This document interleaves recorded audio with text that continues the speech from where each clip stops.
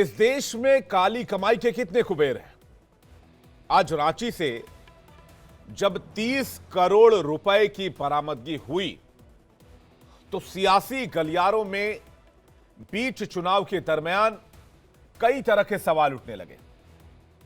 आखिर इन रुपयों का क्या कोई चुनाव से ताल्लुक है? क्या ये रुपए वोट खरीदने के लिए रखे गए थे? क्या ये रुपए चुनाव में इस्तेमाल के लिए रखे गए थे? नमस्कार, मैं हूं विवेक शांडिल्य और आप देख रहे हैं देश का सबसे पसंदीदा डिबेट शो सबका हिसाब होगा। आखिर विपक्षी नेता ही ईडी, सीबीआई और इनकम टैक्स के जाल में क्यों फंसते हैं? क्यों बीजेपी नेताओं पर का जो पता है वो जांच एजेंसियां नहीं ढूंढती हैं? यह सवाल तो है, लेकिन आज रांची में मंत्री के करीबी के घर ईडी ने दबिश दी तो सबके होश उड़ गए। नोटों की गड्डियां इतनी थी कि आंखें फटी की फटी रह गई और जो मशीनें मंगवाई गई नोट गिनने के लिए, वो मशीनें कम पड़ गई, मशीनें थक गई नोटों को गिनते गिनते। किसी का फ्यूज उड़ गया, कोई मशीन खराब हो गई। कांग्रेस के वरिष्ठ नेता और चंपई सरकार में मंत्री आलमगीर आलम तक इस जांच की आंच पहुंचने लग गई, इस रिकवरी की आंच पहुंचने लग गई। मंत्री के पीए के पियून के घर से, यानी कि नौकर के घर से 30 करोड़ रुपए की बरामदगी। एक नौकर के घर में, एक पियून के घर में 30 करोड़ रुपए। इतनी बड़ी रकम 15,000 कमाने वाले व्यक्ति के घर से मिलना चौंकाता है, हैरान करता है, अचरज पैदा करता है। इस बरामदगी के बाद मोदी और अमित शाह ने बेहद तीखे प्रहार विपक्षी नेताओं पर किए। लेकिन सवाल उठता है कि क्या इन छापों का कोई सियासी कनेक्शन भी है? सवाल यह भी कि विपक्ष के नेताओं के पास से इतने पैसे क्यों मिलते हैं और बार बार कैसे मिलते हैं? बीजेपी या केंद्र सरकार के सहयोगी दलों के नेताओं पर इस तरह की रेड नहीं देखने को मिलती है। आज इन्हीं सवालों के साथ करेंगे बड़ी बहस। मेहमानों का एक बड़ा पैनल भी हमारे साथ मौजूद होगा। सवाल क्या रहेंगे उसके डिटेल्स मैं आपके सामने रख देता हूं। सवाल पहला ये मैं पूछने वाला हूं, क्या ईडी की रेड का इलेक्शन से कोई कनेक्शन है? सवाल नंबर 2, क्या विपक्ष के नेता भ्रष्टाचार में डूबे हुए हैं? सवाल नंबर 3, क्या जांच एजेंसियों का दुरुपयोग हो रहा है? अब बड़ी बहस, लेकिन पहले एक रिपोर्ट देखते हैं।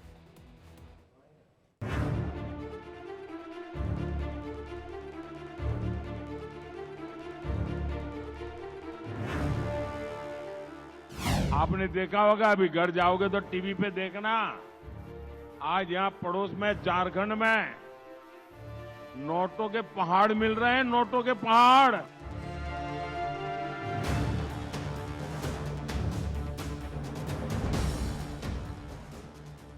इधर मोदी एक्शन पर एक्शन लेते जा रहे हैं, उधर विरोधी करप्शन के केस में फंसते जा रहे हैं। आज झारखंड में फिर काली कमाई का कुबेर पकड़ा गया। ईडी ने मंत्री आलमगीर आलम के पीए के नौकर के घर दबिश दी, जहां से 30 करोड़ से ज्यादा का कैश बरामद हुआ।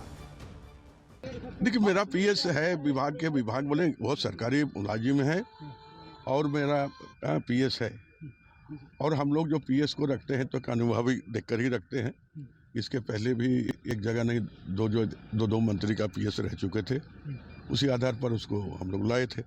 अब बाकी अभी जो चर्चा चल रही है वो ईडी में, तो वो तो जब तक उसका निष्कर्ष नहीं आएगा तब तक उस पर कुछ टिप्पणी करना उचित नहीं।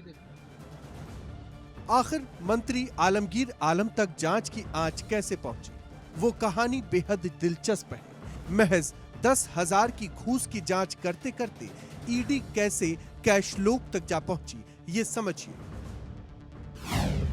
दरअसल ईडी रिश्वत के एक मामले की जांच कर रही थी। सिर्फ 10,000 रुपए की घूस से जुड़ा वो मामला था।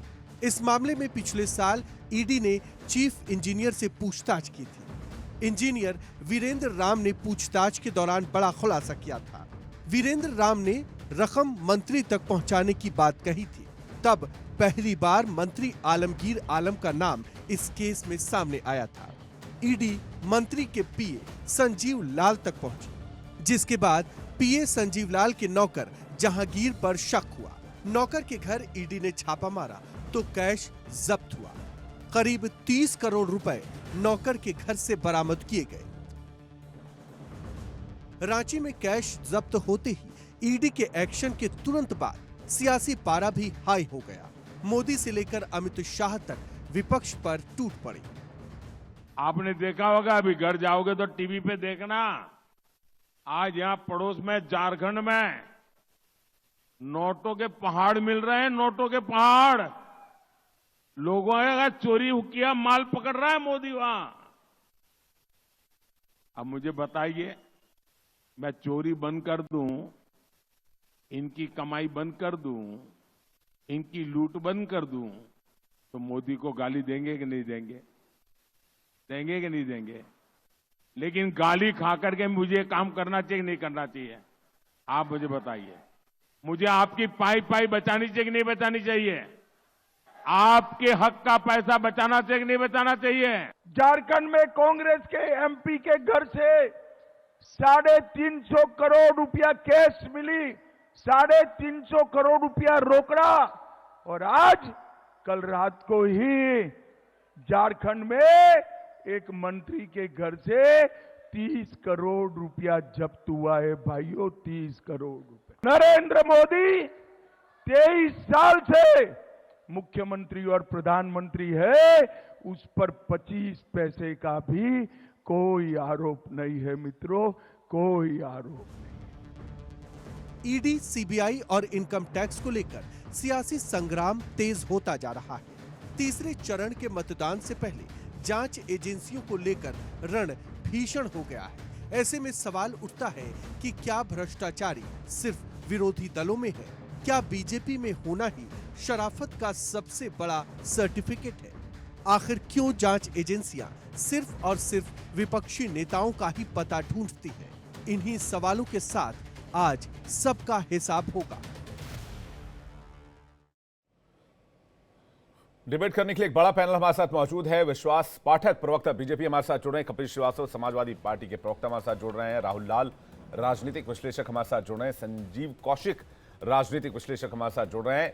सौरभ दुबे, हमारे साथ राजनीतिक विश्लेषक जुड़ रहे हैं। आप सभी का बहुत बहुत स्वागत है। मैं संजीव जी के पास जाऊं, लेकिन कपीश जी, मैं आपसे शुरू करना चाहूंगा सबसे पहले, चूंकि मामला कांग्रेस से जुड़ रहा है और आप लोग अलायंस में हैं, तो सवाल इस बात का है कपीश भाई कि ये इतने सारे नोट कैसे इकट्ठा होते हैं, ये फॉर्मूला क्या है? और जब ये इकट्ठा होते हैं और जब रेड पड़ती है तो पता चलता है कि विपक्ष का कोई नेता था तो उसके करीबी थे। हमने बंगाल के भी कुछ ऐसे मामले देखे, अब झारखंड के भी कुछ ऐसे मामले देख रहे हैं, इससे पहले भी झारखंड में ऐसे मामले सामने आए। तो ये कैश इकट्ठा करने का मामला चुनाव के दरमियान इतना बड़ा खुलासा, क्या विपक्ष की रणनीति पर डेंट नहीं है कपीश जी? पहली चीज तो ये कि प्रोपेगेंडा बंद कर देना चाहिए इस तरीके एंड मौके पे ये कैसे बरामद की हो। और मैं ये कह रहा हूँ कि भारतीय जनता पार्टी के यहाँ तो 200-300 करोड़ बरामद हो जाते हैं। कपीश जी, आपकी आवाज थोड़ी क्लियर नहीं है, मैं चेक करवाता हूं पीसीआर को बोलकर। एक बार आप भी चेक कीजिएगा। मैं संजीव जी का से इसी सवाल का जवाब चाहूंगा। संजीव जी, टाइमिंग को लेकर सवाल, अब कहेंगे कि भाई बीजेपी का नेता नहीं था इसलिए पकड़ा गया, या फिर बीजेपी के लोग नहीं थे इसलिए पकड़े गए। ये सारी दलीलें तो ठीक है, एक तरफ इस पर सवाल उठाया जा सकता है कि टाइमिंग, चाहे या फिर आलमगीर आलम की बात हो, कांग्रेस की बात हो, लेकिन जो दिख रहा है प्रत्यक्ष को तो प्रमाण की आवश्यकता नहीं है ना संजीव जी? विवेक भाई, 25 करोड़ रुपए की बात है या 30 करोड़ रुपए की बात है, किसने पहली बार देखा है? भारतीय जनता पार्टी के नरेंद्र मोदी ने देखा है या इस सरकार ने पहली बार देखा है इतना बड़ा नोट? आपको पता होनी चाहिए कि 2014 में जब चुनाव हो रहा था तो उस समय 30,000 करोड़ से ये चुनाव लड़ा गया था। 2019 में ये रकम बढ़ के 60,000 करोड़ हो गया। एक अनुमान के मुताबिक, सेंटर फॉर स्टडीज के मुताबिक, इस बार कम से कम 1.25 लाख करोड़ रुपए खर्च होने वाले हैं। सारी पार्टियां खर्च करती है। अब दूसरी बात पे आते हैं। खर्च वाली बात तो ठीक है संजीव कौशिक जी, आप करप्शन को कवर फायर मत दीजिए। पैसा है, मुझे बताइए कि पैसा कैसे इकट्ठा हुआ होगा, पैसे? जी बोलिए। मैं उसी पे आ रहा था ना, आप तो बीच में कूद गए। सवाल यह है कि ये पैसे किसके हैं, सब यही महत्वपूर्ण सवाल है ना। तो कौन तय करेगा कि ये पैसे किसके हैं? क्या 4 दिनों में या 5 दिनों में या 1 महीने में भारतीय जनता पार्टी ये तय कर पाएगी कि ये पैसे किसके हैं? नहीं कर पाएगी। हमें पता है कि इलेक्शन खत्म होने के बाद में इस पर चर्चा भी आप नहीं करेंगे। चूंकि इलेक्शन का समय है, भारतीय जनता पार्टी सामने है, तो उनकी टूल किट अचानक एक्टिव हो गई है। आपको जानकारी भी होगी कि पिछले 5 दिनों के अंदर में, आज 6 तारीख है, 1 तारीख से 6 तारीख के बीच में ईडी ने 10 से ज्यादा ऐसे कार्रवाई किए हैं जिसमें कई करोड़ रुपए पैसे बरामद हुए हैं। किसी के बारे में चर्चा की आपने? चूंकि भारतीय जनता पार्टी का एक टूल किट इस्तेमाल किया जा रहा है, किसी कांग्रेस पार्टी के घर में काम करने वाले एक ऐसे आदमी के पास से ये पैसे बरामद हुए, किसने रखा, कौन रखा, क्या स्वीकारोक्ति हो गई, उसने कह दिया कि किसका पैसा है और वो वीडियो फुटेज आ गया लोगों के बीच में, आपके पास पहुंच गया। आप लगातार चर्चा करने का प्रयास कर रहे हैं और विपक्षी पार्टियों को भ्रष्टाचारी बताने का प्रयास कर रहे हैं। ये तय तो हो पहले कि ये पैसे हैं किसके, और ये जब तक तय होगा तब तक ये खेल खत्म हो चुका होगा, इलेक्शन खत्म हो चुका होगा। आप कांग्रेस पार्टी को भ्रष्टाचारी बना देंगे, भारतीय जनता पार्टी को सदाचारी के पुरोधा बता देंगे, कहानी खत्म हो जाएगी। तो ये तमाम टूल किट जो है वो अचानक एक्टिव हो गए, पूरे हिंदुस्तान की जनता देख रही है। और इलेक्शन में अरे साहब उसके आधे पैसे तो प्रधानमंत्री जिस दिन दौरा करते हैं किसी जगह पे, एक जगह चुनावी सभा करते हैं तो उतने पैसे खर्च हो जाते हैं। ईमानदारी से बात कीजिए, तो कभी चर्चा कर लीजिए। संजीव जी, मैं चर्चा भी कर लूंगा, मैं सवाल भी पूछ लूंगा, आपने मेरे सवाल का अभी तक जवाब नहीं दिया। ये करप्शन के पैसे पर अगर डिबेट हो रही है, सवाल हो रही है, सवाल उठ रहे हैं, तो इसको डिफेंड करने की आवश्यक, करप्शन को कवर फायर देने की कोशिश क्यों होती है? तय करेगा ये कौन तय करेगा? तो ये व्हाइट मनी आप ये कह रहे हैं, ये सफेद पैसा, ये ब्लैक मनी नहीं है, ये कह रहे हैं। इलेक्शन से पहले कौन तय करेगा? नहीं सर, आप ये कह रहे हैं ब्लैक मनी नहीं है। आप बोलिए ना, आप खुलकर बोलिए, कोई दिक्कत नहीं। मेरे डिबेट में खुलकर बातचीत होती है। इत्र व्यापारी के घर में पैसा, उसके बारे में भी हमने देखा। झारखंड में इससे पहले जो पैसे निकले थे उसके बारे में भी देखा। कभी चर्चा है उसके बारे में कि वो पैसे किसके थे और कहां चले गए? हर समय इलेक्शन के समय भारतीय जनता पार्टी अपने उन तमाम संस्थानों को जो संवैधानिक संस्थानें हैं उसको खुला घोड़े के जैसे छोड़ देती है कि जाओ विपक्षी पार्टी। अरे किसी भारतीय जनता पार्टी के घर में तो विपक्ष आप कह रहे हैं विपक्ष के खिलाफ कार्रवाई हो रही है, विपक्ष ये कबूल कर ले, विपक्ष आलमगीर आलम कबूल कर ले। आलमगीर आलम डाल रहे अपने पीएस के ऊपर कि मैं नहीं जानता, मैं तो उसको लेकर आया था, उसका ट्रैक रिकॉर्ड अच्छा था, अब उसने कहां से पैसा इकट्ठा किया, क्या किया, मुझे क्या पता। ये कैसे कबूल कर ले विवेक भाई? किसी से आप जबरदस्ती कबूल करवाना चाहते हैं? नहीं, मैं कोई जबरदस्ती नहीं कर रहा। आप कह रहे हैं कि एक्शन जो है वो जानबूझकर किया जा रहा है विपक्षी नेताओं को बदनाम करने के लिए। पैसे तो खर्च होते रहते हैं, मैं तो यही बात कह रहा हूं ना। अगर पैसे खर्च होते रहते तो इस बात को स्वीकार किया जाना चाहिए सबसे कि भाई ज्यादा ये पैसा फला पार्टी के इस्तेमाल के लिए, चुनाव में इस्तेमाल के लिए थी। फिर आंकड़ों की बात मैं कर रहा हूं, मैं फिर आंकड़ों की बात कर रहा हूं। 2014 और 2019 में भारत में सबसे ज्यादा किसी ने पैसे खर्च किए तो भारतीय जनता पार्टी ने पैसे खर्च किए थे। सब जानते हैं, रिकॉर्ड में भी है और बगैर रिकॉर्ड के भी खर्च हुए थे। ये खुलेआम है। भारतीय जनता पार्टी के उन पैसे वाले लोगों के पास एक बार छापेमारी करती, ईडी जाती, सीबीआई जाती तो हमें भी कम से कम तसल्ली होता कि नहीं विपक्षी पार्टियों को प्रताड़ित नहीं कर रही है सरकार। सरकार चुन चुन के विपक्षी पार्टियों को टारगेट कर रही है। ठीक है, मेरे पास एक ब्रेकिंग न्यूज आ रही है संजीव जी, मैं बाकी मेहमानों का रुख करूं, लेकिन ये ब्रेकिंग न्यूज बहुत इंपॉर्टेंट और टीवी के नीचे चल भी रही है, तो मैं दर्शकों को बताना चाहता हूं। दर्शकों, व्यूअर्स, ब्रेकिंग न्यूज ये है कि अरविंद केजरीवाल के खिलाफ दिल्ली के एलजी वीके सक्सेना ने एनआईए जांच की सिफारिश कर दी है। एनआईए जांच की सिफारिश कर दी गई है। आम आदमी पार्टी पर आतंकी संगठन से फंड लेने का आरोप लगा है। पैन संगठन सिख फॉर जस्टिस से फंड लेने का आरोप लगा है। ये इस वक्त की सबसे बड़ी खबर है। $16 मिलियन की फंडिंग लेने का आरोप लगा है और इसे लेकर सिख फॉर जस्टिस की तरफ से एक वीडियो भी रिलीज किया गया था कुछ महीने पहले। हालांकि उस वक्त ऐसी किसी जांच की बात सामने नहीं आई थी, लेकिन अब दिल्ली के एलजी ने अरविंद केजरीवाल के खिलाफ एनआईए की जांच के लिए सिफारिश कर दी है। अब मैं इस मुद्दे को भी इस डिबेट में इंक्लूड कर रहा हूं। एक तरफ करप्शन पर एक्शन, दूसरी तरफ अरविंद केजरीवाल के ऊपर एनआईए जांच की सिफारिश। मैं सीधे जा रहा हूं, मेरे जो मेहमान हैं विश्वास पाठक जी, जो बीजेपी के प्रवक्ता हैं, उनसे जवाब लेने के लिए। विश्वास पाठक जी, आपकी पहली प्रतिक्रिया क्या होगी? मैं राहुल लाल जी इसके बाद में आपके पास आ रहा हूं। विश्वास पाठक जी। विवेक जी, मैं यही कहूंगा, ये income tax, ED, CBI, NIA, ये सब जांच एजेंसियां 24/7 अपना काम करते हैं। उसका इलेक्शन से कोई लेना देना नहीं होता है। ये जिस प्रकार से हम इलेक्शन से इसको जोड़ने की कोशिश कर रहे हैं और अपने आप को कवर दे रहे हैं, ये बहुत हास्यास्पद बात है। अगर इसको इलेक्शन से जोड़ना था तो भारत में ये अभी तीसरा चरण खत्म होने पे आया है। 19 अप्रैल के पहले पहला चरण था, उसी वक्त शायद ये इस प्रकार की जांच होती थी। और जिस प्रकार से धीरज साहू 1 साल पहले 350 करोड़ की जांच हुई थी, वो जांच हम अभी तक बचा के रखते थे और अभी करते थे। इसलिए इस प्रकार की हास्यास्पद बातें है, ऐसा नहीं करना चाहिए। जो एजेंसी काम कर रही है, बड़ी सीरियसली काम कर रही है। बात ऐसी कि आलमगीर आलम जो मंत्री झारखंड के, उनके तक ये इसकी सुई वहां तक जाती है, क्योंकि उनका जो पीएस था जिसका नाम आपने बताया संजीव लाल, और उसका जो एक प्यून था नौकर नहीं, लेकिन जहांगीर। ये आरोप एक बार फिर से आपके ऊपर लगाए जाएंगे कि चुनाव के दरमियान इस तरह क्या जो जांच की सिफारिश की जा रही, तो क्या चुनाव को प्रभावित करने की कोशिश है? मैं इसका जवाब लूंगा आपसे, लेकिन इस वक्त हमारे साथ मेरे संवाददाता रजनीश जुड़ रहे हैं इस खबर पर और जानकारी लेकर। रजनीश, बताइए दर्शकों को पूरी डिटेल क्या, और फुल स्क्रीन ब्रेकिंग लेकर आइए, ब्रेकिंग न्यूज दर्शकों को बताइए कि सीएम अरविंद केजरीवाल की मुश्किलें बढ़ गई हैं, एनआईए जांच की सिफारिश दिल्ली के एलजी ने कर दी है, आतंकी संगठन से फंड लेने का आरोप लगा है। रजनीश, क्या आपके पास जानकारी, डिटेल बताइए दर्शकों को प्लीज। बहुत बड़ी खबर है। दिल्ली के एलजी वीके सक्सेना ने जो प्रतिबंधित आतंकी संगठन है सिख फॉर जस्टिस से राजनीतिक फंडिंग प्राप्त करने के मामले में दिल्ली के मुख्यमंत्री अरविंद केजरीवाल के खिलाफ एनआईए जांच की सिफारिश की है कि एनआईए की जांच की जानी चाहिए अरविंद केजरीवाल के खिलाफ, क्योंकि उन्होंने सिख फॉर जस्टिस से कथित तौर पर फंड लिया था। वहीं अगर एलजी की बात करें तो विवेक, एलजी को शिकायत मिली थी कि अरविंद केजरीवाल की जो सरकार है आम आदमी पार्टी की, उन्होंने देवेंद्र पाल भुल्लर की रिहाई की सुविधा देने और खालिस्तान समर्थक भावनाओं को बढ़ावा देने के लिए खालिस्तानी समूहों से भारी धनराशि करीब 16 मिलियन अमेरिकी डॉलर ली थी।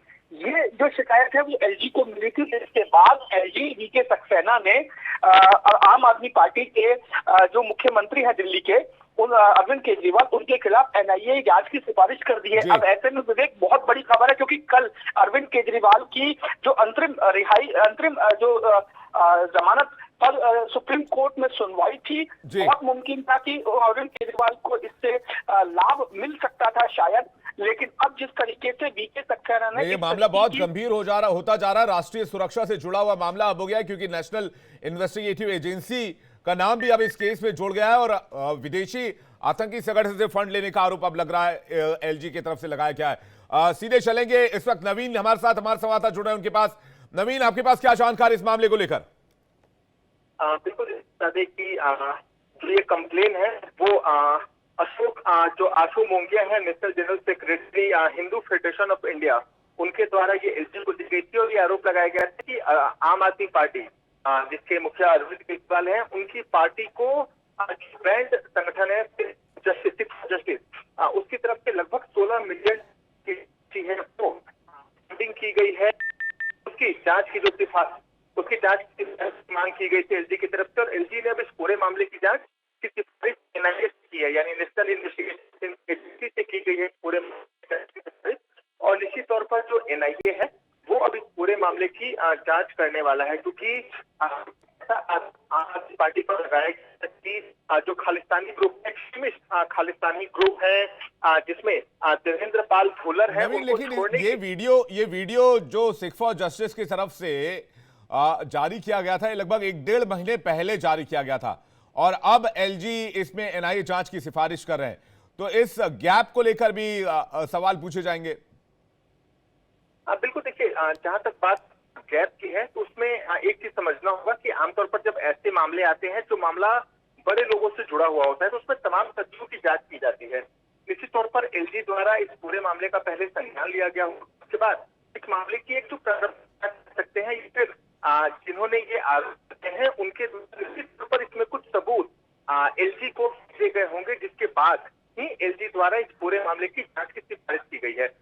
आमतौर पर देखा जाए तो ऐसे बहुत से मामले होते हैं जिनमें जांच की सिफारिश के लिए एलजी के पास फाइल जाती है, लेकिन उन सभी मामलों की जांच नहीं होती है जिन मामलों में कोई ठोस वजन निकलकर सामने आती है या फिर उसमें कुछ सॉलिड प्रूफ्स होते हैं, उन्हीं मामलों को एलजी जांच के लिए आगे बढ़ते हैं। जैसा हमें पता है जो एक्साइज पॉलिसी का मामला है, जो शराब नीति का मामला है, उसमें भी पहले जो जांच है वो दिल्ली चीफ सेक्रेटरी नरेश कुमार ने की थी, और उसके बाद जब कुछ कॉन्क्रीट प्रूफ निकल कर आया तो फिर उस मामले की जांच सीबीआई को रेफर की गई। ठीक ये वैसा ही मामला है, और आम आदमी पार्टी पर पहले भी ये आरोप करते रहे हैं कि जो प्रतिबंधित संगठन है सिख फॉर जस्टिस, उनका फेवर लिया है। पंजाब इलेक्शन का समय भी याद है, उस समय भी आम आदमी पार्टी पर आरोप लगे थे, लेकिन इस बार गंभीर है क्योंकि पूरे मामले की जो जांच है वो कहीं कहीं एनआईए को सौंप है। तो एनआईए अब इस पूरे मामले नए सिरे से जांच करेगा। हालांकि अभी तक एनआईए को ये मामला रेफर किया है, देखना होगा कि एनआईए इस पूरे मामले में हैंडओवर कब लेता है, क्योंकि एलजी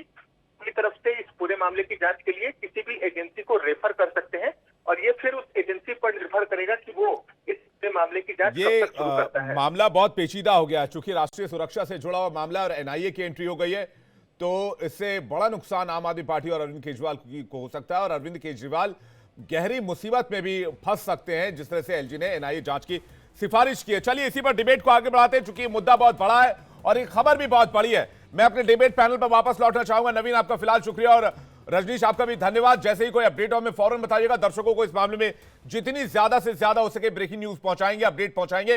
लेकिन फिलहाल मैं जा रहा हूं राहुल लाल जी के पास। राहुल लाल जी, आप कुछ कहना चाह रहे थे। अब आप कहेंगे कि यह मामला भी जानबूझकर उछाला गया है? इस मामले पे भी कह रहा हूँ, जो हम लोग पुराना मामला डिस्कस कर रहा था, दोनों बिंदुओं पे आ रहा हूँ।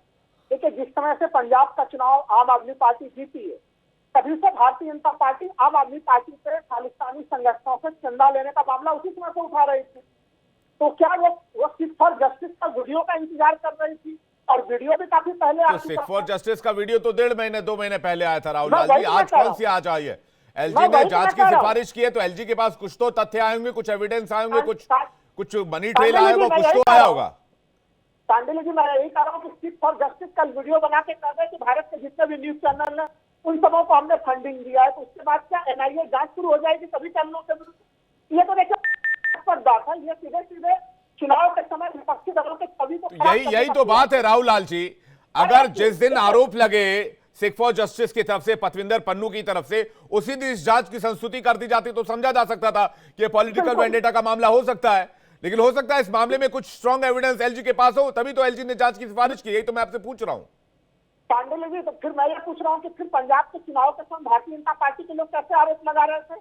आप विपक्षी पार्टियों के ऊपर राष्ट्रीय सुरक्षा जैसे मामलों के ऊपर गंभीर आरोप बिना किसी जांच पड़ताल के कैसे लगा रहे हैं? उसी समय आपको जांच करवा लेनी चाहिए थी, अगर आपको कुछ पुख्ता सबूत है आपके पास तो। और दूसरी चीज देखिए, अगर हम लोग झारखंड के मामले में आते हैं, वहां पर हम लोगों को भूलना नहीं चाहिए कि आलमगीर आलम के जो उनके पीए हैं, वो उसके पहले भी जो 2019 तक जो भारतीय जनता पार्टी की सरकार चली है, उस समय के भी 2 जो मंत्री थे उनके भी वो पीए रह चुके।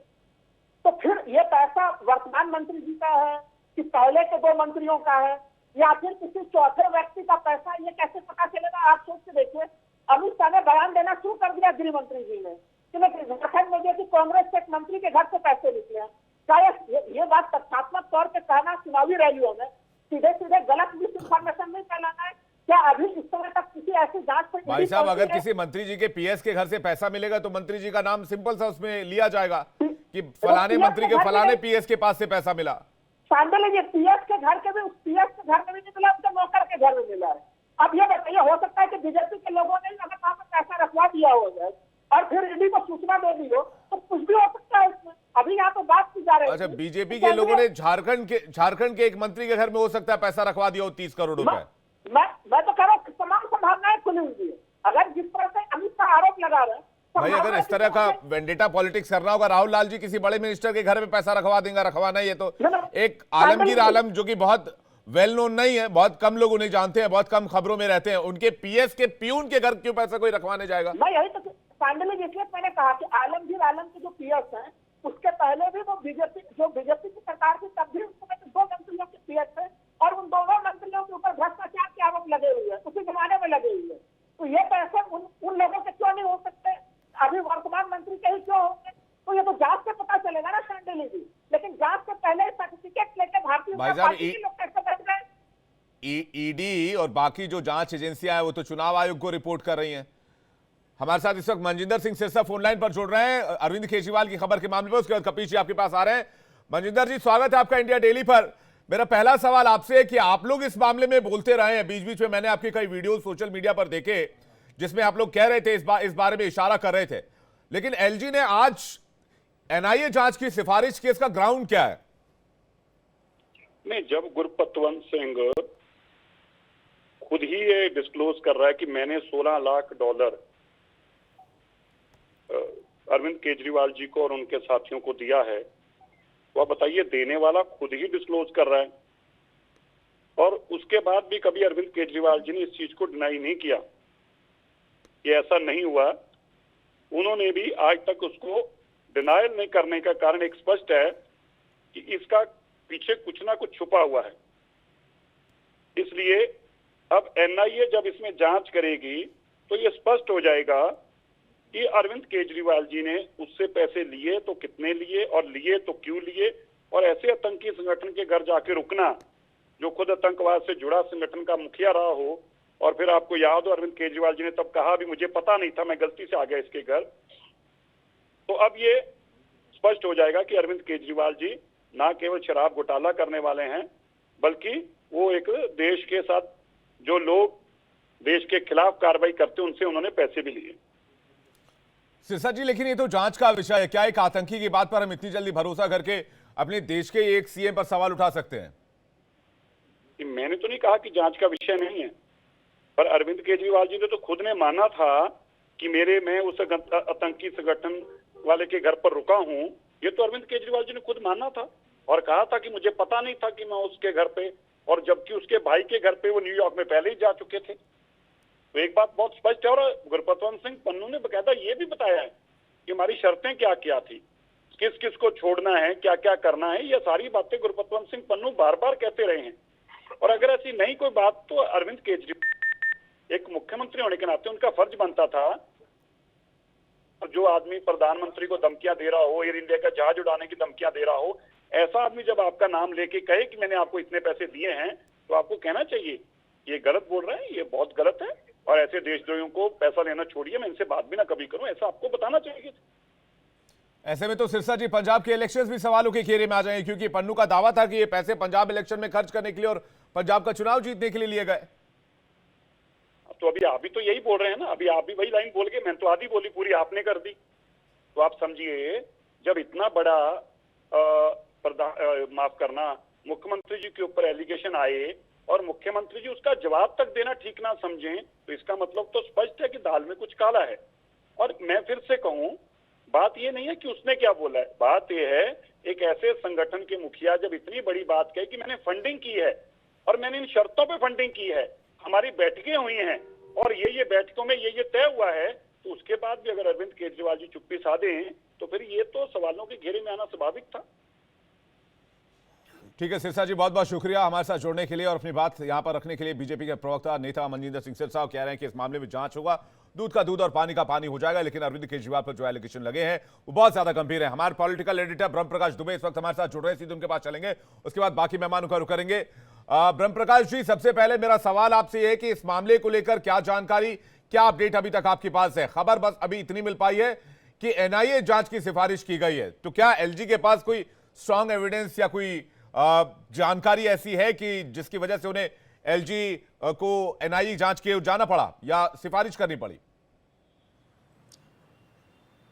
बिल्कुल, देखिए उपराज्यपाल के पास इस बात के पुख्ता सबूत होंगे, दिल्ली के एलजी के पास तभी है एनआईए जांच की सिफारिश की गई है, क्योंकि देखिए अरविंद केजरीवाल दिल्ली के सिटिंग चीफ मिनिस्टर हैं और अगर एक मुख्यमंत्री के खिलाफ एनआईए जांच की सिफारिश करना देखिए आसान काम नहीं है, बिना पुख्ता सबूतों के मेरे ख्याल से ऐसा नहीं होगा। दूसरी महत्वपूर्ण बात यह कि देखिए एनआईए तमाम आतंकी गतिविधियों की घटनाओं की जांच करती है, ऐसे में एनआईए को ये जांच सौंपना ये दर्शाता है कि ये बहुत ही गंभीर मसला है, क्योंकि आरोप जो लगाए गए हैं इसमें कि आम आदमी पार्टी ने सिख फॉर जस्टिस जो संगठन है, जो प्रतिबंधित संगठन है भारत में, खालिस्तानी संगठन है, उससे मदद ली है, उससे पैसा लिया है, ये गंभीर आरोप है। और इसमें आरोप ये भी है कि देवेंद्र पाल सिंह भुल्लर जिसकी रिहाई के लिए मदद करने के तौर पर आम आदमी पार्टी का सपोर्ट लिया गया है, आरोप हैं जो लगाए जा रहे हैं कि इनके बेस पर ही उपराज्यपाल ने जो है जांच की सिफारिश की है। अरविंद केजरीवाल की जमानत पर इसी सप्ताह बहस होनी थी कोर्ट में, और आप देखिए उसके ठीक पहले इस तरह का मामला सामने आना, एनआईए जांच की सिफारिश करना, कहीं ना कहीं आप समझ सकते हैं कि अरविंद केजरीवाल की मुश्किलें अब बहुत ज्यादा बढ़ जाएंगी, क्योंकि अगर टेरर फंडिंग इस तरह से एक ऐसे आतंकी संगठन का जो प्रतिबंधित है उससे फंडिंग का कनेक्शन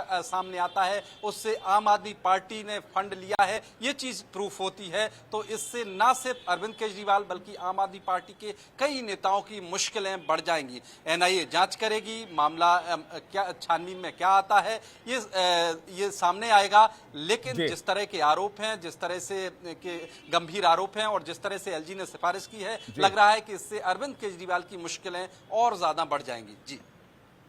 जी, इसमें आम आदमी पार्टी का रिएक्शन है। ब्रह्म प्रकाश जी, आपका दोबारा रुक करूं, लेकिन एक और ब्रेकिंग न्यूज दर्शकों को बता देते हैं। ब्रेकिंग न्यूज ये है कि एनआईए की जांच की सिफारिश पर आम आदमी पार्टी का बयान सामने आया है। एलजी साहब बीजेपी के एजेंट है। सौरभ भारद्वाज ने रिएक्ट किया है। सीएम केजरीवाल के खिलाफ एक और साजिश की जा रही है। भाजपा के इशारे पर केजरीवाल के खिलाफ षड्यंत्र किया जा रहा है। भाजपा दिल्ली में 7 सीट हार रही है। हार के डर से बौखला गई है बीजेपी। पंजाब चुनाव से पहले भी बीजेपी ने यही साजिश की थी कि ये बयान सौरभ भारद्वाज की तरफ से जारी किया गया है और सौरभ भारद्वाज इस पूरे मामले को एनआईए जांच की सिफारिश को पॉलिटिकल एंगल देते नजर आ रहे हैं। कह रहे हैं 7 सीटें बीजेपी हार रही है, इसलिए इस तरह के प्रोपेगेंडा किए जा रहे हैं। अरविंद केजरीवाल के खिलाफ साजिश की जा रही है। ब्रह्म प्रकाश जी के पास दोबारा चलना चाहेंगे। सर मुझे ये बताइए कि इस पूरे मामले को अगर देखें और पतविंदर सिंह पन्नू के वीडियो को अगर संज्ञान में लेकर बात किया जाए तो उसमें 2 बातों का जिक्र था।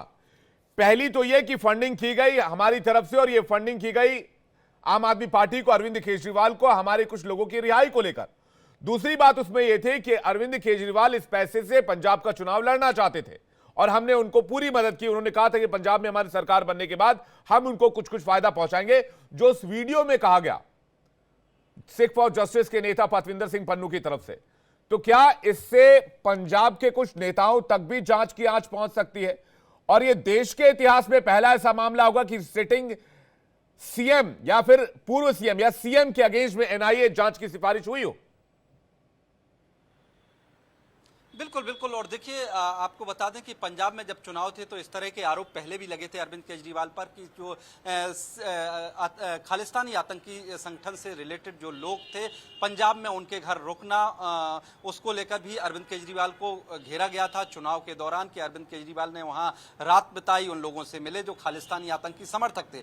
तो सवाल अगर सियासत का करें तो आरोप पहले अरविंद केजरीवाल पर लगते रहे हैं, लेकिन जैसा मैं कह रहा हूं कि एनआईए जांच की सिफारिश कोई आसान काम नहीं है। बिना पुख्ता सबूत के मुझे नहीं लगता कि उपराज्यपाल ने इस तरह का गंभीर निर्णय लिया है और वो भी एक सिटिंग चीफ मिनिस्टर के खिलाफ। इसका सीधा सीधा मतलब है, इसके सीधे सीधे मायने हैं कि कहीं ना कुछ पुख्ता संकेत होंगे, कुछ पुख्ता सबूत रहे होंगे, ऐसा लगता है। इस तरह के संकेत रहे होंगे तभी एलजी ने जो है सिफारिश की है एनआईए जांच की, क्योंकि एनआईए अभी तक देखिए जो एनआईए संस्था है वो सिर्फ और सिर्फ टेरर मामलों की जांच करती है। कहीं घटनाएं हुई, आतंकी घटनाएं हुई, आतंकी संगठनों से जो लोग जुड़े हैं, तो इन सब मामलों की जांच करती है। और ऐसे में आतंकी संगठनों ने अगर फंडिंग की है, वो ऐसे संगठनों ने जो प्रतिबंधित हैं देश में, उनने अगर फंडिंग की है तो उनकी जांच एनआईए करेगी। और यदि इसमें कुछ चीजें सामने आती हैं, पुख्ता सबूत सामने आते हैं, तो ना सिर्फ अरविंद केजरीवाल बल्कि आम आदमी पार्टी के कई नेताओं की मुश्किलें जरूर बढ़ेंगी। जी ठीक है ब्रह्म प्रकाश जी, फिलहाल शुक्रिया आपका। आगे भी आपसे अपडेट्स लेते रहेंगे। दोबारा मेहमानों का रुख करूंगा। मैं पहला रिएक्शन चाहूंगा कपिल जी आपका। आप लोग कहते हैं कि विपक्षी नेताओं को परेशान किया जाता है, लेकिन देश में ऐसा पहली बार हो रहा है कि जब किसी सीएम के खिलाफ एनआईए प्रोब की बात कही गई, जब एनआईए का नाम आता है तो मामला सीधे सीधे राष्ट्रीय सुरक्षा से जुड़ता है, देश की सुरक्षा से जुड़ता है। कपिल जी देखिए, बहुत सीधी सी बात है, भारतीय जनता पार्टी जो है ये इस अवसर पर राजनीति कर रही है क्योंकि ये बौखलाई हुई है। ये पार्टी जो है पूरे भारत में कहीं भी किसी प्रदेश में नहीं आ रही और दिल्ली के अंदर और पंजाब के अंदर जो इनकी शिकस्त है उससे ये बड़ा प्रताड़ित है। मैं एक अधिवक्ता होने के नाते भी आपको कह रहा हूं कि हमारे एविडेंस एक्ट में स्पष्ट रूप से कहा गया है कि जो व्यक्ति स्वयं अभियुक्त हो उसके बयान पर भरोसा नहीं किया जा सकता और उस पर भरोसा किया जा रहा है। अभी आपने अपने संवाददाता से भी कई बार पूछा, श्रीता साहब से आपने कई बार पूछा कि जरूर निश्चित रूप से कुछ ना कुछ ऐसे सबूत होंगे जिनकी वजह से ये एलजी साहब ने जो है वो एनआईए के लिए कहा है कि जांच हो। जब इतनी बड़ी बात हो रही है पब्लिक डोमेन में तो सामने क्यों नहीं ला दे रहे हैं? वो एविडेंस क्या है? मैं एक बात पूछ रहा हूं आपसे कि चंदे का जो धंधा था वो तो भारतीय जनता पार्टी कर रही थी। वहां तो मालूम है कि कोविशील्ड से भी 500 करोड़ लिए हैं, ऐसी फेक कंपनियों से तमाम करोड़, कई हजार करोड़ लिए हैं जिनकी औकात 200 करोड़ की नहीं थी। यहां तो मनी ट्रेंड सामने है, उस पर क्यों नहीं संस्तुति हो रही कि प्रधानमंत्री जी और उनकी कैबिनेट की गिरफ्तारी हो जाए? और आप आतंकवादियों संगठनों से मिलने का आरोप लगाते हैं। आप बताओ ना कि इनकी मोदी सरकार की एजेंसी क्या कर रही थी जिस समय वो फंडिंग चल रही थी? क्योंकि फंडिंग हवा में तो आई नहीं होगी, अकाउंट से अकाउंट में आई होगी। इसको आप अभी तक लिंकअप नहीं कर पाए। आपने जिस समय किसानों का आंदोलन चल रहा था उस समय भी ये आरोप लगाया था, पीएफआई से भी आरोप लगाया था, एक प्रूफ आप नहीं दे पाए कि कहां से ये फंडिंग आई। तो आपके कह देने मात्र से नहीं हो जाएगा। और दूसरी बात मैं कहता हूं कि भारतीय जनता पार्टी को भी अगर ऐसे कई लोगों का फंडिंग हुआ हो, ये कौन जानेगा, जब इन्होंने ऐसा कानून बना करके रखा था कि लोग चुनावी बांड खरीद लें और पता ही न चले कि किसने चुनाव में आपको चंदा दिया है। सुप्रीम कोर्ट ने इसीलिए ना इनके चुनावी चंदे के धंधे को खोलते हुए कह दिया कि ये भ्रष्टाचार की प्रतिमूर्ति है, ये असंवैधानिक है। तो यहाँ तो प्रधानमंत्री जी उनके कैबिनेट को सीधे जेल बैठा देनी चाहिए। नहीं कपिल जी, लेकिन इससे पहले आपने जानबूझ के ऐसा किया जी, इससे पहले तो ऐसा कभी नहीं सुनने को मिला या देखने को नहीं मिला कि कभी कोई आपके भी जो नेता वो सीएम रहे, इस देश के सबसे बड़े राज्य के सीएम रहे, माननीय दिवंगत नेता मुलायम सिंह यादव जी भी सीएम रहे, सांसद रहे। इसके अलावा देश में 28-29 राज्य, वहां के भी सीएम है, मुख्यमंत्री हैं। कभी किसी पर इस तरह का गंभीर एलिगेशन तो नहीं आया। तो ऐसा तो नहीं कहीं आप लोग मोदी विरोध के पूर्वाग्रह से ग्रसित होकर इस चीज का विरोध कर रहे हैं, और बाद में जब अगर ये आरोप साबित हो गए तो फिर आप लोग क्या करेंगे? ये आरोप साबित और ना साबित होने की बात ही नहीं है जी। जब आप गैर विधिक तरीके से कोई चीजें लेकर के आते हो तो उसके सामने है। आप ये बताओ, अगर कल को उसका एक वीडियो और आ जाए कि प्रधानमंत्री जी को भी उसने पैसा दिया है, तो आप प्रधानमंत्री जी के ऊपर केस कर रहे। आपको याद करा दूं कि गुजरात के जब सीएम थे हमारे प्रधानमंत्री जी, उस समय सहारा और बिरला की एक इनकम टैक्स छापे में डायरी मिली थी जिसमें 50 करोड़ रुपए प्रधानमंत्री जी को जो है सीएम रहते हुए जब थे तो उनको घूस देने की बात उसमें लिखी गई थी, और उस पर कोई एफआईआर नहीं हुआ। जब 156 दिन दाखिल हुआ और इसकी अपील होते हुए सुप्रीम कोर्ट में आई तो मिश्रा साहब के जज के बेंच ने क्या कहा कि प्रधानमंत्री जी एक ऐसे संवैधानिक पद पर बैठे हुए हैं कि जब इससे और अधिक मजबूत साक्ष्य होगा तभी इसको किया जा सकता जब वो पद पर न हो। क्या राजा के लिए कानून अलग हो जाएगा? आप मुझे बताओ ना, क्योंकि उन्हें मालूम है केजरीवाल जी की जमानत पड़ी हुई है, केजरीवाल जी बाहर आ जाएंगे, 7 सीट ये हार रहे हैं, पंजाब के अंदर ये बुरी तरह से हार रहे हैं। इसलिए एक ऐसे व्यक्ति की जो इनकम टैक्स का कमिश्नर रहा है, जिसने वेलफेयर के तमाम काम जो है टाटा कंपनी में रहते हुए किया है, जिसने अन्ना आंदोलन को पूरी की पूरी तरीके से लहर दी, और साथ ही साथ आप सोचो कि करप्शन के विरुद्ध कितनी लड़ाई लड़ी थी। आज आप उसके विरुद्ध किस तरीके की बातें लेके आ रहे हैं कि वो आतंकवादियों से मिले हुए हैं। अरे आपको हास्यास्पद है अगर इस तरीके की। ठीक है, मैं जा रहा हूं। ठीक है, आप ये कह रहे हैं कोई आतंकी अगर किसी तरह का वीडियो जारी कर दे, किसी तरह का एलिगेशन लगा दे, क्या उस पर कार्रवाई हो सकती है? मुझे लगता है पाठक जी इसका जवाब दें आप, उसके बाद में सौरभ दुबे जी आपके पास आ रहा हूं। पाठक जी कर रहे हैं अरुण केजरीवाल, चलो मान लो भारतीय जनता पार्टी अरुण केजरीवाल के बारे में क्या कहती है उससे हम बाजू किनारा रखते हैं। आप अन्ना हजारे जी को पूछो, किरण बेदी को पूछो, योगेंद्र यादव को पूछिए, आशुतोष जी को पूछिए, कुमार विश्वास को पूछिए, शायना इल्मी को पूछिए कि अरुण केजरीवाल है क्या। अभी तो 19 मिलियन $US का जो बात निकली है, ये तो सीधी सीधी बात है, बैंकिंग ट्रांजैक्शन में रिफ्लेक्ट होता है पैसा कहां से आया और किसने लिया है। आज 19 मिलियन $US यानी 133 करोड़ रुपए की राशि होती है, उसका तो जिक्र हो ही रहा है।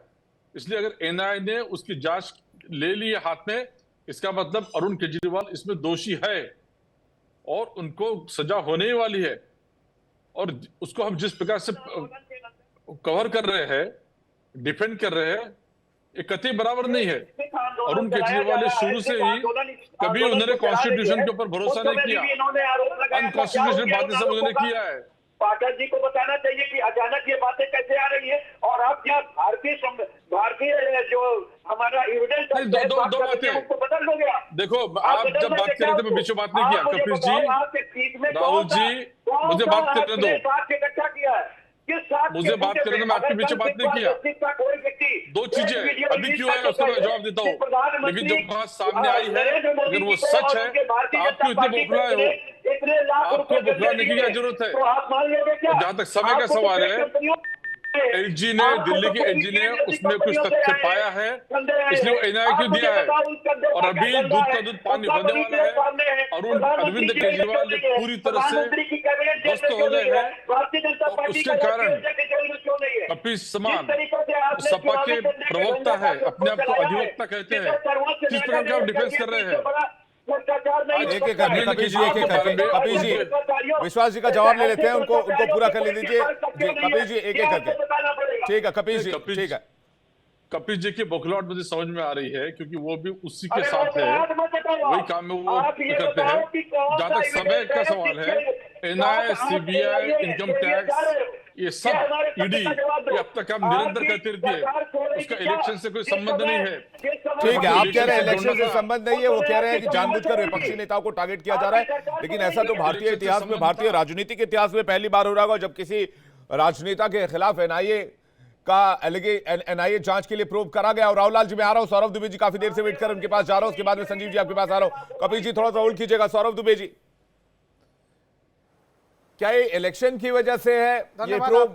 ये वीडियो पुराना है, जब जिस दिन अरविंद केजरीवाल की गिरफ्तारी हुई पीएमएलए एक्ट में, उसके बाद 1 या 2 दिन के बाद ये वीडियो सामने आया था, जहां तक मुझे याद है। और इस बात को लगभग 1.5 महीने का वक्त हो चुका है।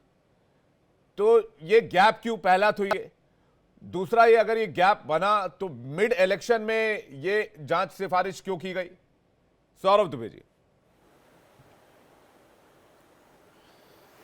देखिए, सबसे पहले तो जो आपका एक विषय था घोटाला, जो अभी भ्रष्टाचार आप दिखा रहे हैं अपने चैनल पर, उसका पर्दाफाश कर रहे हैं। तो ये जो घोटाले के घुंघरू पहन करके लोग भ्रष्टाचार का भांगड़ा कर रहे हैं और उसके बाद भी प्रवचन दे रहे हैं, उन लोगों के गठबंधन में अब ऐसे नेता भी शामिल हो गए हैं जो देशद्रोह तक की घटना में जो है उन पर जो है जांच चलने वाली है।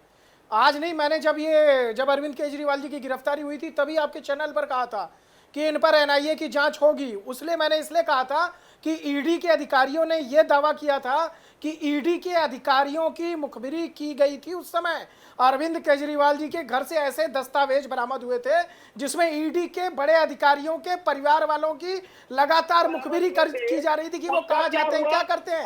ये भी एक देशद्रोह के आरोप में जो है इस पर एक केस बनता है जो कहीं ना कहीं एनआईए को जांच करनी थी। अब जिस केस में एनआईए आज जो है गवर्नर साहब जो है ऑनरेबल गवर्नर साहब कह रहे हैं कि उस पर जांच होनी चाहिए, तो निश्चित रूप से होनी चाहिए। देखिए, इस देश में देश सर्वप्रथम है, देश की सुरक्षा सबसे बड़ी है।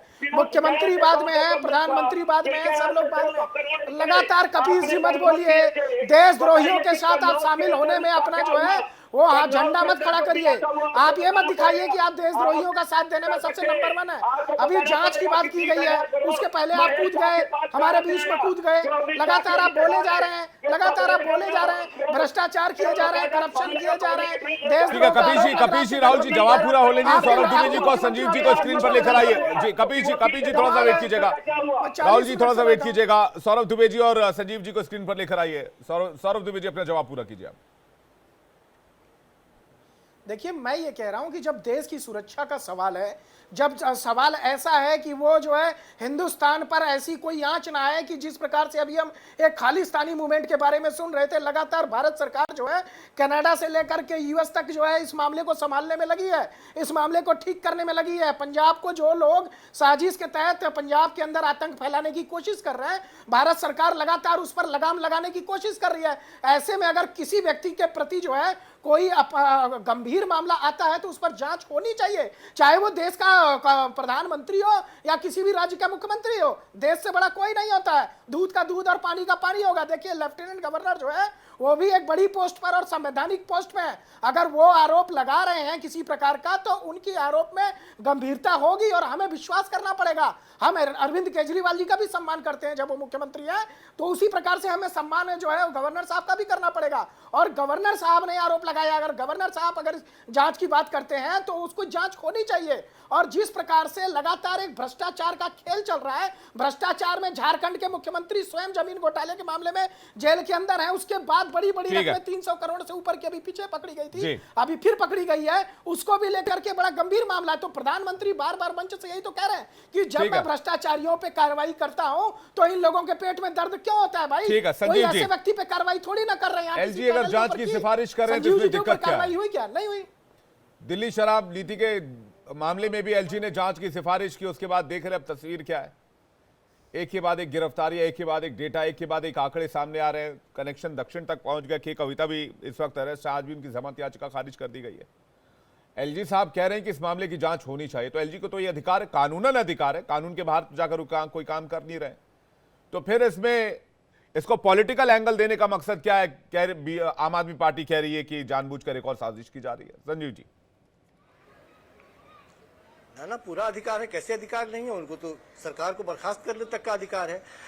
विवेक भाई, हम उम्मीद करते हैं कि वो वीडियो आपने भी देखा होगा, गुरप्रपंत सिंह पन्नू का वीडियो आपने देखा होगा और सौरभ भाई ने भी देखा होगा। आरोप क्या है? आरोप है कि 2014 के इलेक्शन से पहले गुरप्रपंत सिंह पन्नू से लोग मिले, आम आदमी पार्टी के लोग, और उन्होंने आश्वासन दिया था कि उनके बड़े आतंकी जो है देवेंद्र पाल भुल्लर को हमारी सरकार बनेगी उसके 5 घंटे के अंदर में हम रिहा कर देंगे। अब इतना बड़ा आतंकवादी इतना डोल्ट है, मूर्ख है क्या कि उसको पता नहीं है कि दिल्ली के मुख्यमंत्री बनने पर इतने बड़े आतंकवादी को कैसे हम रिहा कर सकते हैं? उसके अधिकार क्षेत्र में आता है क्या? सवाल यह है कि 1.5 महीने पहले एक वीडियो छोटा सा जारी किया गया, उस पर संज्ञान लेते हुए इलेक्शन के बीच में, अरे हम तो शुरू से कहते रहे हैं कि केवल इनकम टैक्स, ईडी, सीबीआई ही की थोड़ी है। अरे बहुत सारे लोग भारतीय जनता पार्टी के टूल किट में अभी ये बना के रखे गए साँचे में, उनका भी अपना काम है, उनको भी अपनी निष्ठा व्यक्त करनी है कि किस तरह से भारतीय जनता पार्टी के लिए काम कर सकते हैं। तो इससे बेहतर मुफीद वक्त क्या हो सकता है? मतलब आप एनआईए पर सवाल उठा रहे हैं? हिंदुस्तान के लोग जानते हैं, आप भी उम्मीद, मैंने कहा कि कल तो सुनवाई होने वाली है और अधिकांशतः लोगों का मत यही है कि कल अरविंद केजरीवाल बाहर निकलेंगे, तो एक कोई ना कोई सगुफा छोड़िए, उनकी छवि खराब कीजिए। अब वो आतंकवादी भी हो गए, अब उनके ऊपर एनआईए की भी जांच होगी।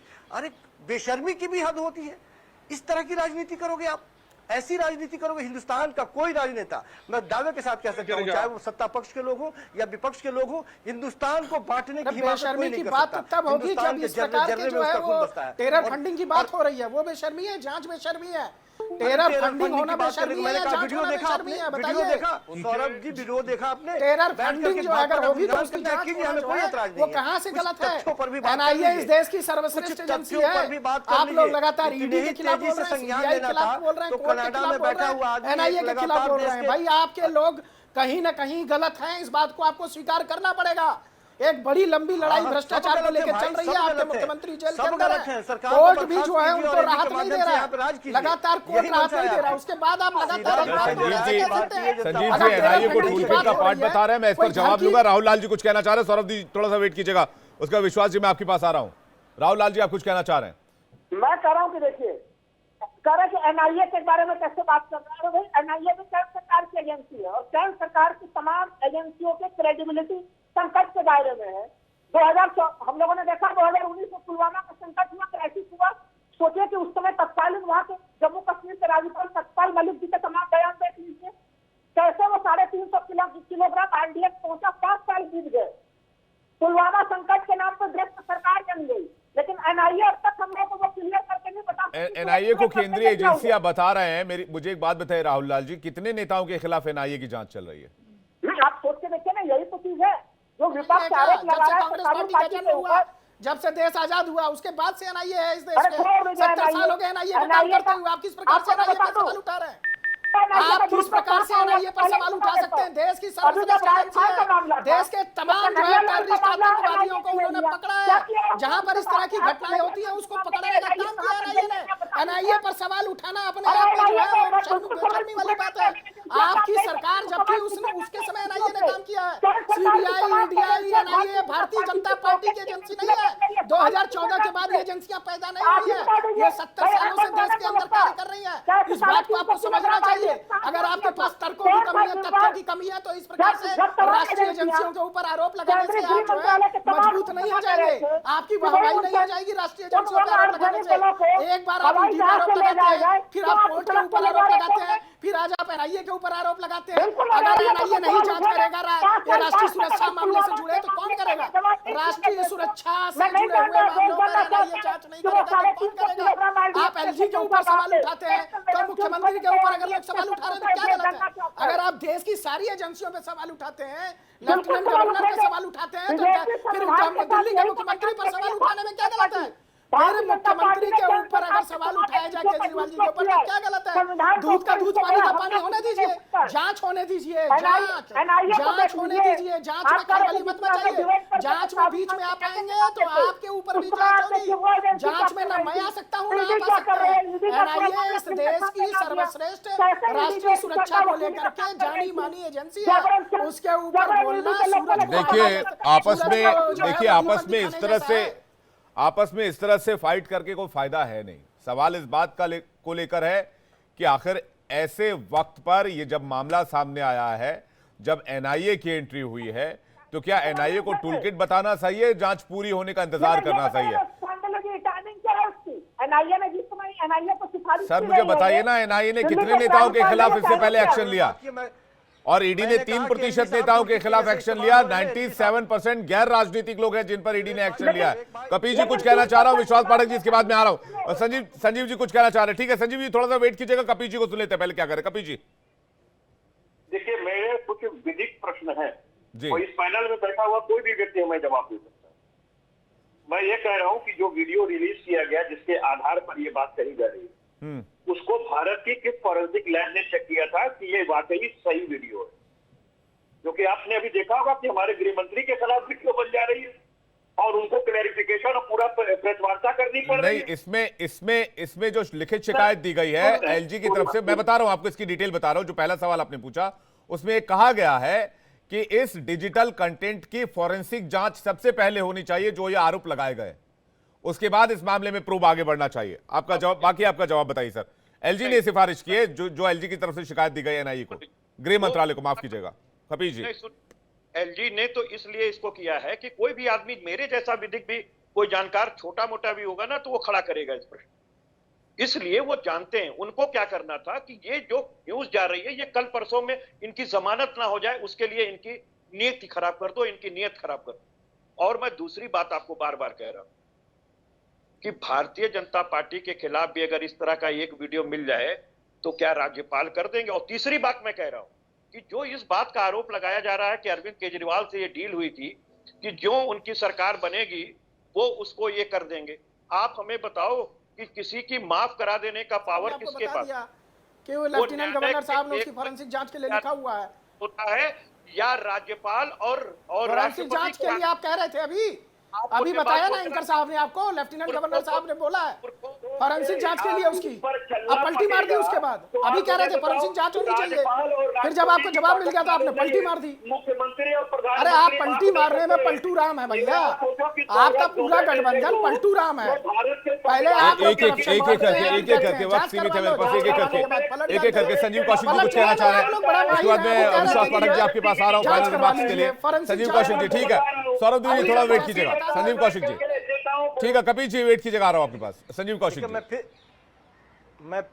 मैं फिर मूल मुद्दे पे आ रहा हूं और एक बात मैं क्लियर कर दूं, मैंने एनआईए को टूल किट नहीं कहा, एनआईए की सिफारिश करने वाले, एनआईए की जांच की सिफारिश करने वाले को मैंने टूल किट कहा। और मैं खुलेआम तौर पर यह बात कह रहा हूं कि ये एलजी के लिए मैंने कहा सब, और एलजी साहब इस्तेमाल हो रहे हैं, लगातार भारतीय जनता पार्टी उनका इस्तेमाल कर रही है। और एलजी साहब, मैंने कहा कि इसकी फॉरेंसिक जांच, जो उन्होंने डिजिटल चीज दी है उसकी फॉरेंसिक जांच की जाए, तो जांच कीजिए, उसके बाद में कार्रवाई कीजिए। लेकिन ये मीडिया में आ जाना, इसका मतलब ही है कि वो कल के निकलने के बारे में और इलेक्शन के समय किसी व्यक्ति विशेष की छवि खराब करने के लिए केवल और केवल वो इस्तेमाल हो रहे हैं, और खुलेआम तौर पे वो भारतीय जनता पार्टी के एजेंडे। ठीक है विश्वास पाठक जी, क्या इलेक्शन पीरियड में आम आदमी पार्टी और अरविंद केजरीवाल की इमेज डेंट करने के लिए इस तरह की खबर सामने रखी गई है? पहले जांच हो जाती या फिर इस सिफारिश को मीडिया डोमेन में या पब्लिक डोमेन में जानबूझकर लाया गया? विश्वास पाठक जी, अगर ये ऐसे होता था तो हम 3 चरण के लिए हम क्यों इंतजार करते थे? ये 18 अप्रैल को ही करते थे। देखिए ये बेबुनियाद बातें हैं, जिस प्रकार से अधिवक्ता साहब कह रहे हैं, इसका मतलब इनका ईडी, सीबीआई, एनआईए किसी के ऊपर भरोसा नहीं और कोर्ट के ऊपर भी भरोसा नहीं। अब कोर्ट में कल मामला आएगा, फॉरेंसिक लेबोरेटरी का रिपोर्ट आएगा, उसके बाद ही आगे जाएगा। लेकिन ये एकदम ब्लैक एंड व्हाइट ऐसा केस है जिसमें बैंक में पैसा आया है, बैंक में पैसा क्रिएट हुआ है, आम आदमी पार्टी ने लिया है, सिख संगठन जो बाहर है, खालिस्तानीवादी है, उनसे आया है, इसलिए इनकी बौखलाहट है, इसकी जांच होने जाए दीजिए ना। इन्होंने ऐसा, ठीक है, इसमें देखना होगा जो भी क्या अपडेट्स होते हैं, और एनआईए जांच की सिफारिश हुई है तो गृह मंत्रालय की तरफ से क्या जवाब आता है और गृह मंत्रालय इसमें क्या रिएक्ट करता है, और एनआईए जांच के लिए कब तक इसे ट्रांसफर किया जाता है। लेकिन अगर एनआईए जांच की सिफारिश की गई है तो यह मामला गंभीर होता नजर आ रहा है। अरविंद केजरीवाल के मामले में अगर एनआईए की एंट्री हुई है सिख फॉर जस्टिस मामले में, देखना होगा इस मामले में जांच में आगे क्या निकल कर आता है। आप सभी मेहमानों का बहुत बहुत शुक्रिया हमारे साथ जुड़ने के लिए और इस डिबेट में शामिल होने के लिए और अपनी बात रखने के लिए। आप सभी दर्शकों का भी बहुत बहुत धन्यवाद हमारे इस डिबेट शो को देखने के लिए। रोज देखिए सबका हिसाब होगा, रोज शाम 5:55 पर। वक्त किशोर से ब्रेक का। आगे देखिए 24 का चैंपियन मेरे वरिष्ठ सहयोगी मिहिर रंजन के साथ।